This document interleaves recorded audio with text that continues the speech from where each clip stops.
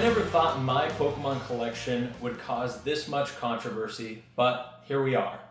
Some people love it and some people hate it. And we're not just talking about my collection, but my collecting habits.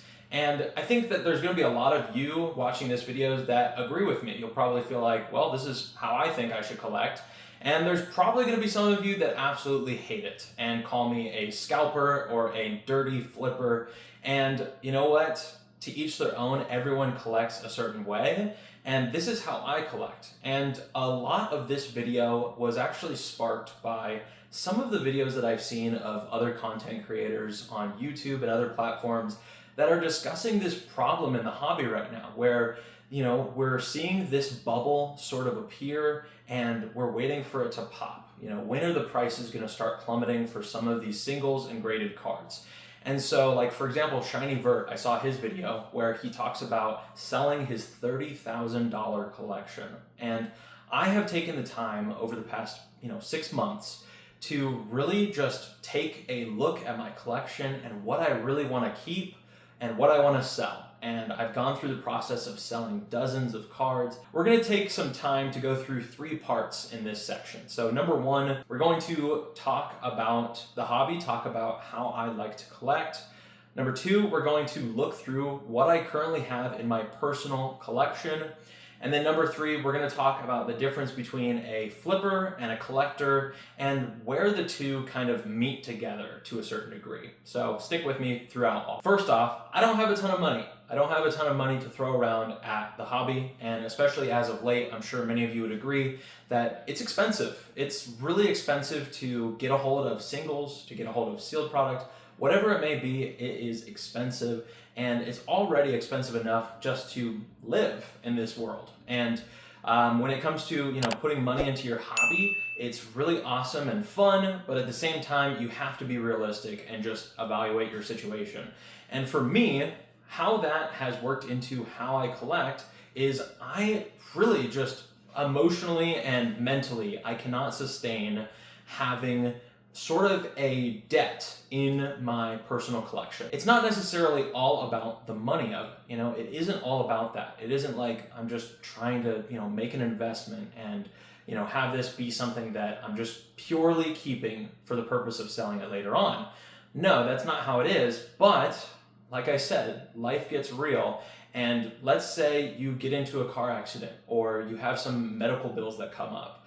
It can be imperative that you are able to liquidate your collection fast when life gets real. There you have it. You have the opportunity to use that money and use it for something that really is more important. Your health is going to be way more important than holding on to these collectibles. Even though we love them so much and we hold them dearly, and the nostalgia value and everything else, life gets real.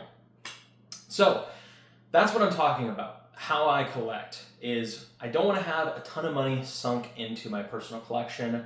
I want to be able to look at my collection and say, hey, that's awesome. I love what that card is, but I don't have a ton of money in it.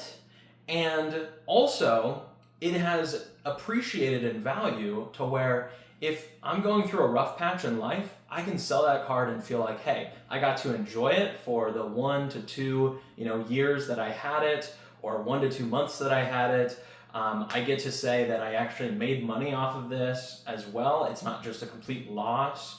And also, while I'm enjoying it, I don't have to deal with that kind of heavy value there.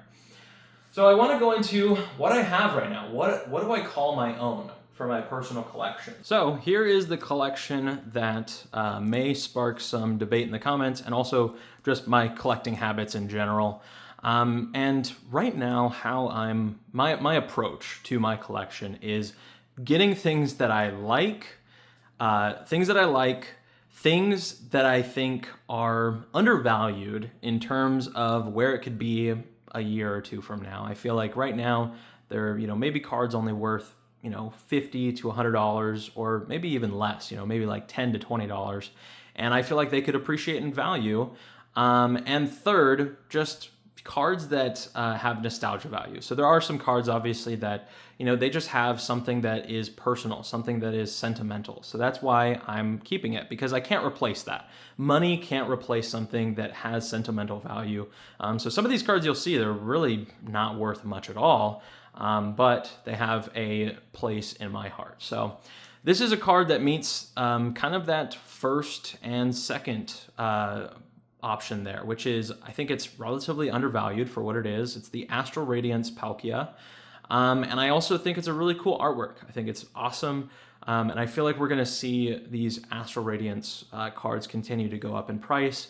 And I just bought this on eBay. I didn't get it in a collection. I didn't get it, while at a card show. I just saw it and wanted it. And that's as easy as it was. This Pikachu, another instance of both those options. I really like this artwork, and I also think it's relatively undervalued for where it's at.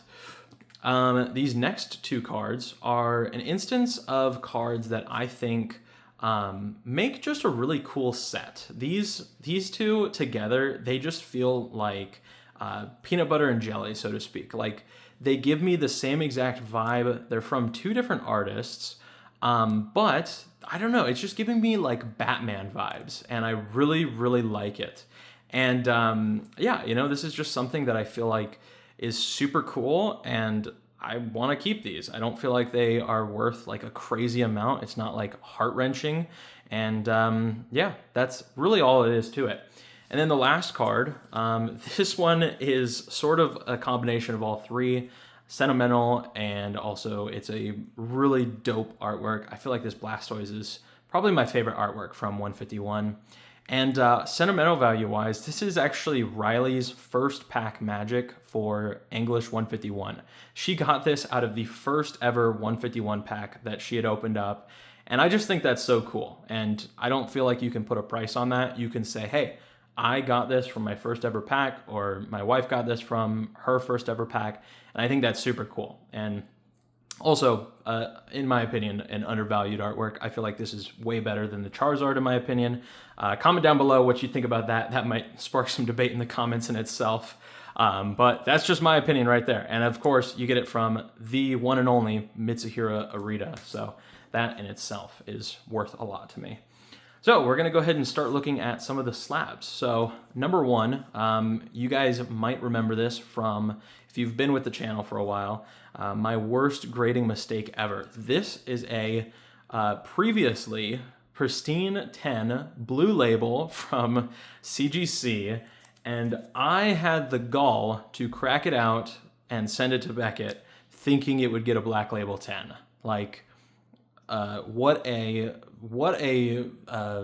reality check I was in for when I saw that it got the mint 9.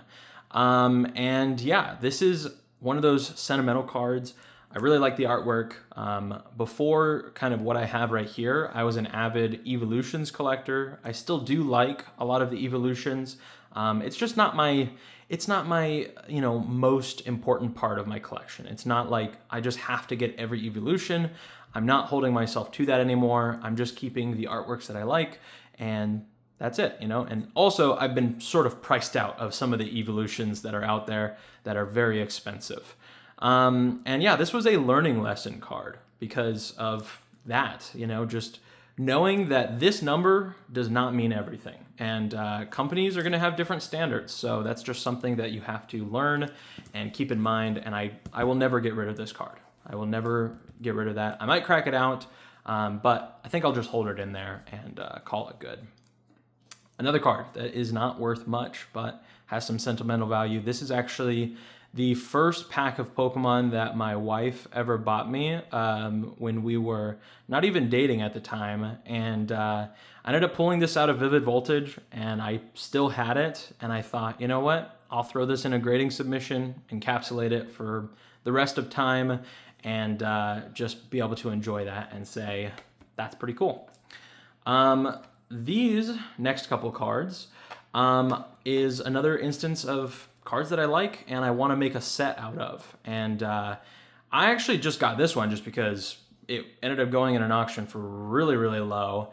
But I do kind of prefer PSA, so I think I'm gonna make a trio of the legendary dogs in a PSA 10 set.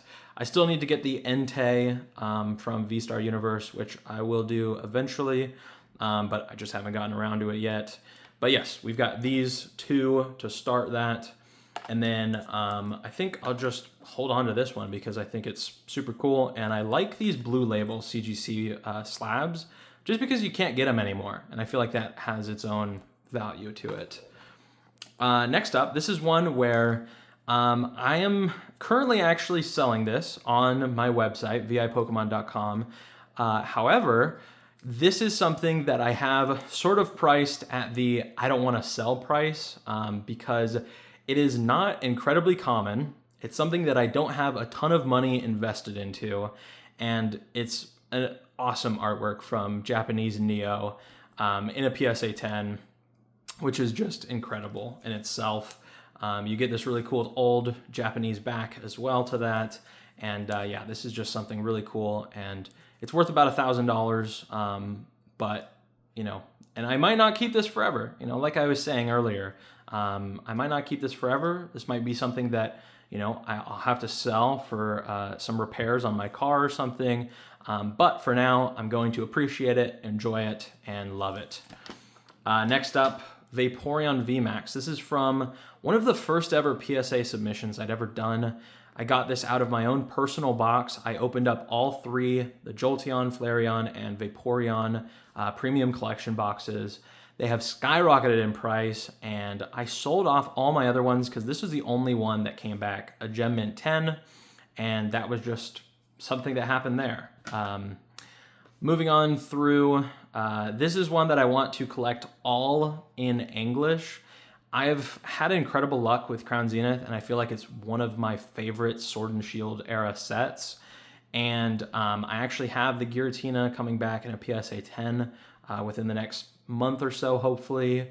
And yeah, I've been able to pull every single card from this set, and I didn't grade all of them. And then some of them I also just sold in the past.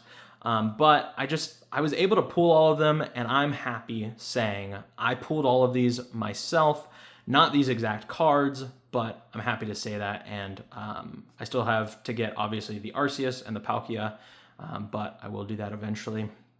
And last but not least, this is a really cool Japanese promo or championship card, whatever you want to call it. You can see it says right there, World Championships 2023. This is one that I'm going to crack out and send to PSA. I feel like it's definitely going to be a PSA 10 candidate.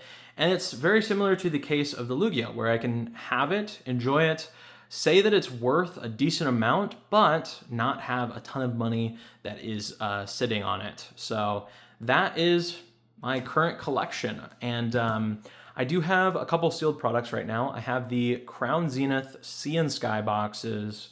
I have the 151 Blooming Waters box.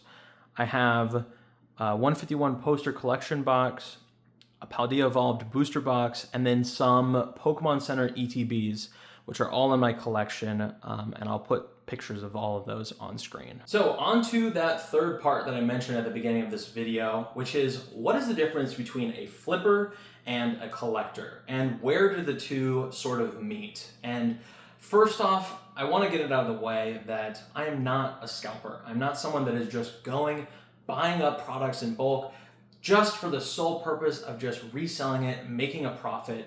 That is not how I look at this hobby at all. And I've unfortunately been called a scalper several times, and I don't get it because I am collecting these. I am keeping these products. And sometimes, you know, our circumstances change. So if I need to sell something and I am making a profit, that does not make me a scalper, okay? And I just want to get that out of the way.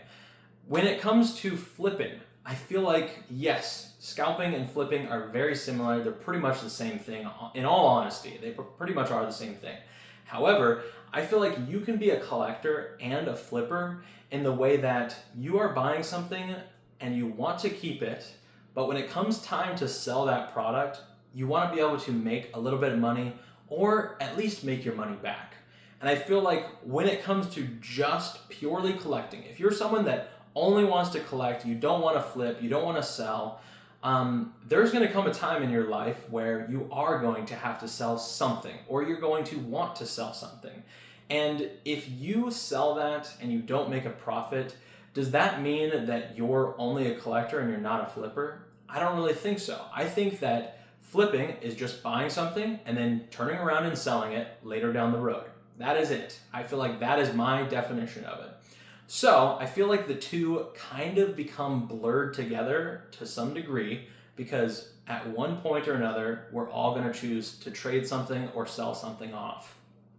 And I don't think the deciding factor is whether you're making money or not. I think it still kind of makes you a flipper and a collector if you decide to change your mind on something. And there's nothing wrong with that. And I feel like there's a lot of, especially right now in the hobby, I feel like there's a lot of frustration, a lot of hatred towards those groups of people, flippers and scalpers. And I just feel like we need to just remember that this is a trading card game. Like, in the name, it actually gives the idea that we are going to trade off things for different cards that we appreciate more, or like more, or want for our decks. And there is nothing wrong with that. Where it becomes a problem is when you're buying things up, hoarding things. Your whole goal is just to make money. You don't actually care about any of these cards. You don't care about these products. That's when it becomes a problem, and I just wanted to put that out there. So that is the rest of this video. That is my conclusion. I think that this is going to probably spark some debate in the comments, just from a couple of the things that I said, and I'm totally fine with that. I feel like I have spoken my truth, so to speak. This is how I feel about it. This is how I want to collect. There's some that will agree, some that won't. But let me know what your guys' thoughts are in the comment section. If you guys enjoy this type of content, talking about Pokemon, feel free to subscribe to the channel. It's totally free. And about 99% of you watching right now are not currently subscribed. While you're down there, why not just like the video too? It really helps out with the algorithm, and we can show this video to more people. I really appreciate you guys for watching. That's it for now, and we'll catch you in the next one. Peace.